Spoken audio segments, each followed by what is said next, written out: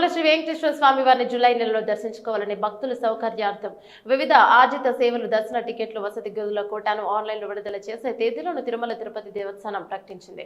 April 19 నుంచి 24వ తేదీ వరకు పలు దశల్లో ఈ టికెట్లను అందుబాటులో ఉంచనున్నట్లు టీటీడీ వర్గాలు అధికారులు ఒక ప్రకటనలో తెలిపారు. ముందుగా ఎలక్ట్రానిక్ లక్కీ డీప్ విధానంలో కేటాయించే సుప్రభాతం, తోమాల అర్చన, అష్టదల పాద పద్మారాధన సేవల జూలై నెల కోట కోసం భక్తులు తమ పేర్లను నమోదు చేసుకునే ప్రక్రియ ఏప్రిల్ 19వ తేదీ ఉదయం 10 గంటలకు ప్రారంభమవుతుంది. భక్తులు ఏప్రిల్ 21వ తేదీన ఉదయం 10 గంటల వరకు ఆన్లైన్లో రిజిస్టర్ చేసుకోవచ్చు.